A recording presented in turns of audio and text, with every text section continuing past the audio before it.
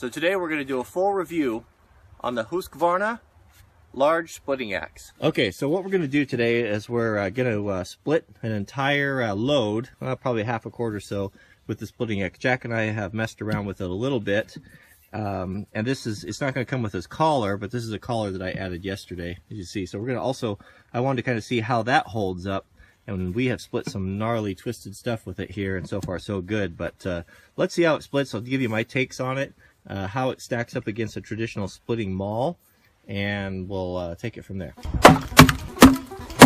Ooh, it's not gonna go easy. So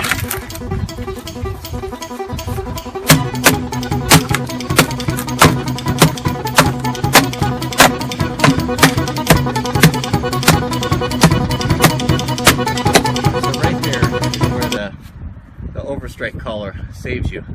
See right there? That handle's going right through there, and that will, over and over again, as you split and split and split, that just continues to chip away and weaken the handle. So the collar is just perfect for that.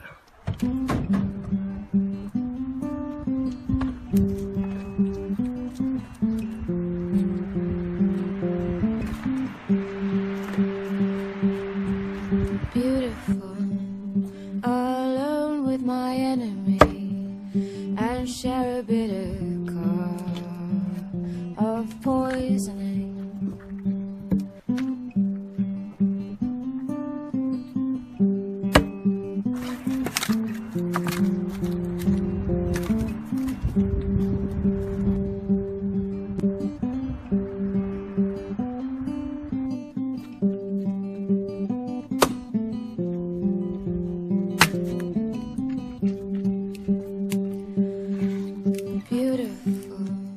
So what did I take away from using this? I split a load in the back of my truck, not a whole lot, but a half a cord. I'm really becoming impressed with the Swedish axes. You know what it seems to me is that they're still innovating. They're still doing R&D, and they're trying to improve upon age-old designs, and they continue to produce things that are really, really nice. Quality, hickory handles, grain orientation, just as a whole, they are really producing good products. America is not innovating anymore. I mean, there may be a few really nice custom axe manufacturers or some racing axes that I don't know of, but I don't really consider that an everyday, a common man's axe. And so unless it's something that's vintage from an American manufacturer, then I just don't know of anything out there that's hardly worth buying. But everything I keep getting my hands on from the Swedes is really nice, whether it be from Wetterlings or from Halsbruks or Grandforce or Husqvarna, which they're not producing their own axes. Those are being produced by one of those other companies that has a lot of experience. And the thing that every time I get one of these Husqvarna axes, I can't find any fault in it. And they're so enticing because they're so reasonable. This axe right here, which is hand forged, Swedish steel, hickory handle. Granted, it's not the nicest handle. Not that it's not a good design, but it's just they've cut a few corners on it, you know, and mainly is in the palm swell. You don't have a nice thick piece of wood. But if you want that, you're going to pay for it. Because, you know, it seems to me you're just not getting a whole lot more for double the price buying a Grandforce or Wetterlings or a Halsbruks. Because if you can live without the handle maybe not being quite so nice, you're getting it at usually half or a little bit less than half the cost. The Swedish designs are so nice. I'm tending to not really enjoying the American design so much that I grew up with, because they're just so round and heavy and bulbous. Heavy, really fat in the cheeks in here, and they just, when you look at them, they just don't give you, they just aren't aesthetically, they're just not the same. Where the Swedish axes are just so athletic and so trim in the cheeks, and they bite so deep, and they hold such a good edge. They're such good steel and such a great design. Really, I really get the feeling when I work with one and I use it that it was designed and made from someone who's actually swung an axe, that actually really cares about its performance. And I continue to marvel. I can't get over the fact of what a value the Husqvarna axes are. This one here, as I said, $70 or so. Is it, can you replace, will this replace a maul? I would say no. I would say that almost the ideal 1-2 punch, and is what I'm going to grab when I'm going to go have to split things. And it could be, let's say I've got really gnarly oak, or I've got twisted pondo pine, or just a mix of everything like we typically do. I'm going to first grab a small splitting axe, or a large splitting axe like this, because it swings faster, you get more momentum, it's easier on you, it's more of a joy, it's more of a pleasure to use. It's more like using a real axe, or an axe, like biting into the wood. But sometimes it doesn't, I can see where it doesn't carry enough weight.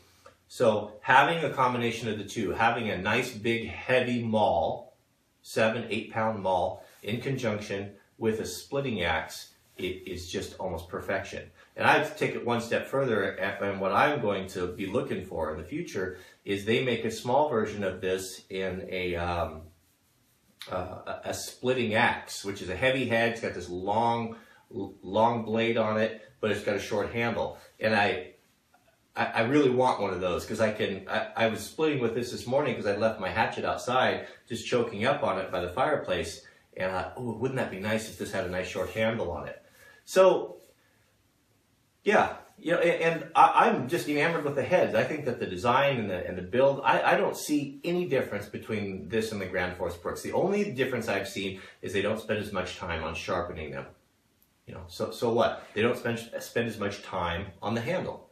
Again, so what? I'd like to make my own custom handle for this, which would be better than Grand Force Brooks handle anyway, because it'd be custom fit, tailored to mine. So I'll use this and use it until finally it gives up, and then I'll make my own handle for it. But very impressive, really impressive. My hats off to the company Husqvarna that's producing these and offering such a good quality axe at such what I consider to be such a value, a great price. They're small hatchets you can get hand forged Swedish steel in the $40 range. A nice big splitting axe like this in the $65, $70 range, hickory handle. I mean, good grief, and that's a heck of a deal. That's within most guys' price range.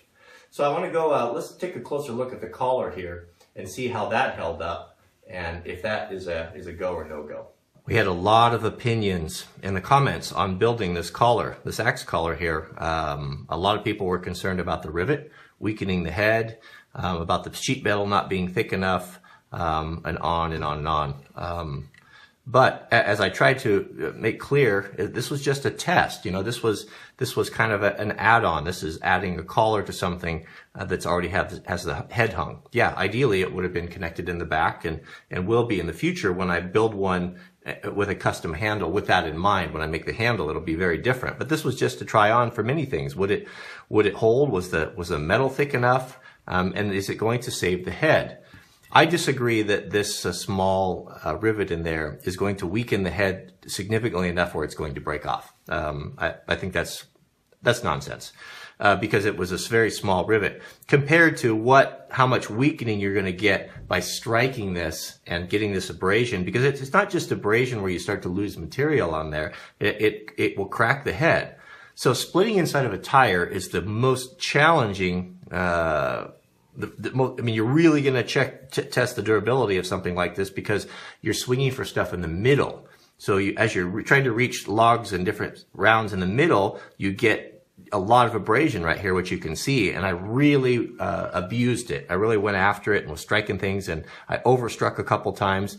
And I have to say, and the proof is in the pudding right here, that this is a win-win, total win. The only issue that I see or damage at all is a little dent right there. And that's not damage at all. That's simply just, there was a strike there and the metal is kind of conforming to the head a little bit. But you can see all of the abrasions, and you could see how all of that would have continued to weaken and to start undermining the integrity of the wood. It's held on there good. There's no rattling. The back hasn't really opened up. It's a little bit, but I mean, if you had an axe that you wanted to use and you didn't want to replace the handle, you wanted to get some more life out of it and put a collar on there, I think that there's nothing wrong with that. You know, it may maybe even be, you know, what I might do is drill a couple small holes there and put 2 small ring shank nails in there just to hold that. But I'm not going to be pounding wedges with this axe. This is just a dedicated splitting axe. It's just going to be used for splitting wood.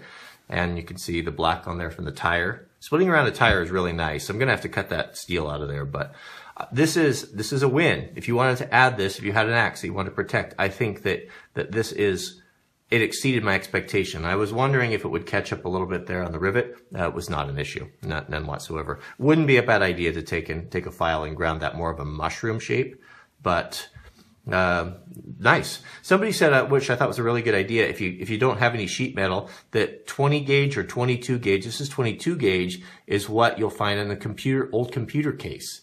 And you can get those for nothing. And just think how many different axes you could collar with what you got out of a computer case. So I might try that. If I can find an old one, we'll see if that works. But big fan of this axe. Really, really impressed. It's going to be rotated to the first stringer. I don't know. I'm not a sports guy. It's going to be at the front of my rotation. You have my official permission. Go tell your wife that Wranglerstar said it's okay for you to order a brand new Husqvarna axe because it's important. So I put links to some Amazon links. These are affiliate links where you can go, and if you decide to purchase one of these axes, we make a couple bucks. And it helps to support the channel, helps me to produce this content. And so if you want to order one of those axes, you'll find those links in the subject heading. Unfortunately, they are sold out of the large splitting axe because I've been talking about it.